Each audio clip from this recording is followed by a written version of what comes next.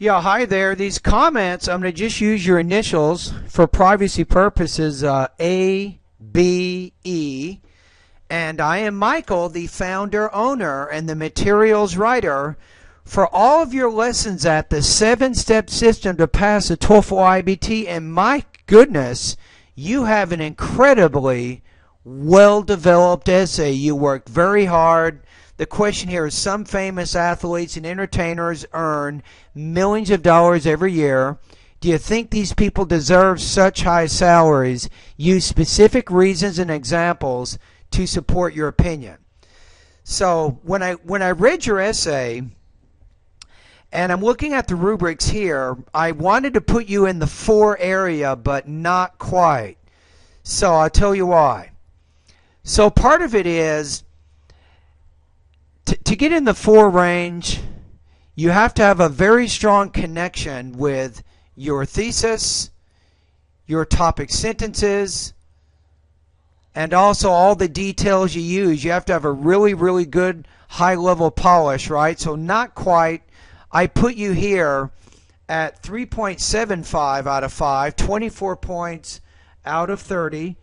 Now, for the purposes of our TOEFL Level 6 TOEFL class, you got 375. That's going to put you at 85%. So what could you do differently? That's the question, right? So the one thing I think you could do better, and there's 2 things I'd like you to pay attention to, is first of all, how to polish. Try to eliminate some of the problems you might be having with sentence structure, word choice, punctuation, and so on. But you need a little bit better organization. So you have a thesis, right? So you say here, these people have unique talents and abilities that most people do not have, which differentiate them from ordinary people. So here, you have millions of people around the world like athletes and entertainers due to their talents.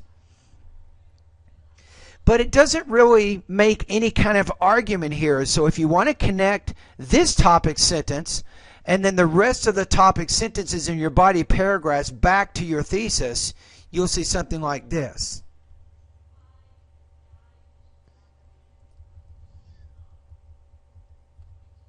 You see, athletes and entertainers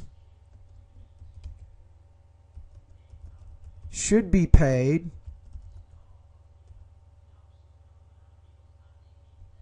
high salaries due to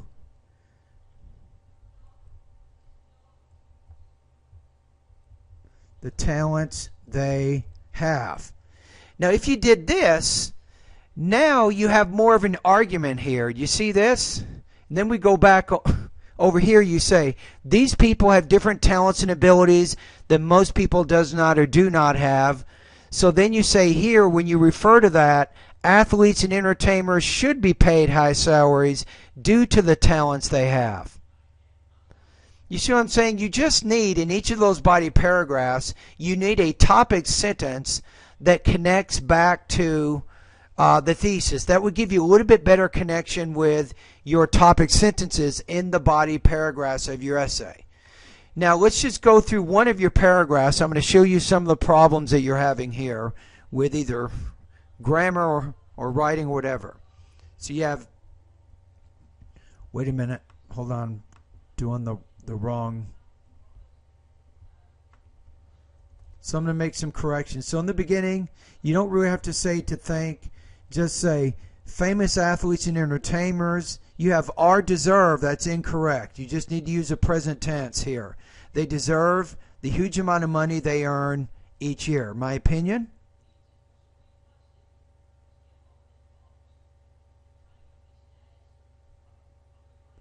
So they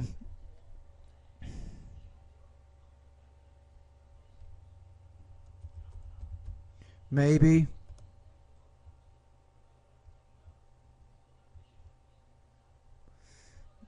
here, maybe various works better. So you have a tendency to be a little bit too wordy in your ideas here. Now first, you can't use a semicolon after the word first. You have to use a comma. A semicolon differentiates 2 independent clauses. See, first, these people have unique talents and abilities that most people do not have, which differentiate them from ordinary people. And that's perfect. Then you say second, a comma again, the work they provide to entertain people.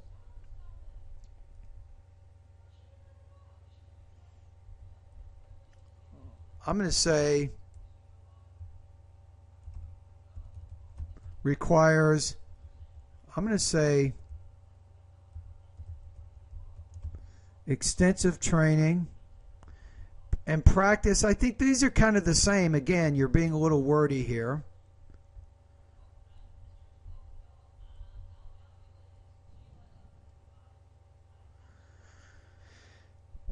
So extensive training, which puts them under consecutive, no, that's the wrong word. You want to say here maybe constant pressure. Third, the entertainment industry earns a huge amount of money. And you said each year before, right? So show that you have a little bit better vocabulary. So the entertainment industry earns a huge amount of money annually, so it is logical that people who constitute the most important part of the industry earn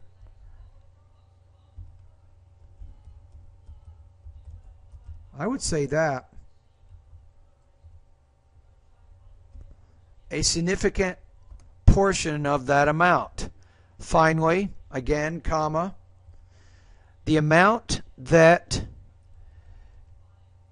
is paid to those people is proportionate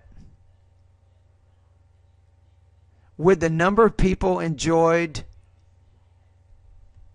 let me see here, by their talents and work. For the earlier mentioned reasons, again, don't need this, famous athletes and entertainers, again, deserve the huge amount of money they earn each year. Past tense problem here. So that's just one paragraph. If I corrected all the errors in every paragraph throughout the essay, it'd probably take me about an hour. But you can just see that I spent time on just one of your paragraphs, and I made a lot of changes in that paragraph. Now, having said that, I have to acknowledge that you have very strong development of ideas. You definitely have a pretty clear organization along with your thesis in the beginning, and you gave a lot of really good examples to support your point of view. So that's why I did give you a pretty high score, 3.75 out of 5, 85 out of 100, but you can probably, like I said, you need to more clearly frame the topic sentences in the body paragraphs. I gave the example in paragraph 2 how you can do that. And also you have quite a few problems with word choice, sentence structure, and punctuation. So in order to get better, take a look at speaking lesson number 7. I think that lesson is a really good lesson for you. It'll give you some good tips. I know it's speaking, but it relates to writing, and it'll show you how to better organize your ideas, especially with your topic sentences. Now, if I go back to the website, I'm going to recommend some grammar areas that I think you need to review based on some of the errors that you're making. Now, I didn't point out all the errors throughout the essay. I just wanted to give you some examples of some problems you're having in the first paragraph. So, but you can also draw a conclusion in the sense that if you have these kinds of errors in your conclusion, you're also continuing to have these errors in the remainder of your essay. Now, the first thing I would do before anything is you have to control your punctuation better. That's a big issue in that first paragraph. It was really giving you a lot of trouble. So take a look at lesson number 29, grammar lesson 29. It talks about how to use the semicolon and other punctuation marks. You should also take a look at lesson 28 where it says when to use commas. So you need to compare those two lessons to see exactly when you should use commas versus using semicolons. Now you should also take a look at lesson 27. Did you see that a lot of times I made a lot of changes in your sentences and to make things more concise, so you can get some good tips on how to make your writing more concise by going to lesson number 27.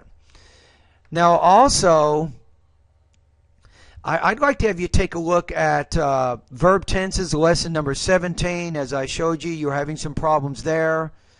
And one more, I'm going to try not to bombard you too much, but I'd like to have you take a look with active and passive, what's called passive verbs, lesson number 19. So those lessons, I think, will be relevant to you right now based on the kinds of errors that you're making in your writing.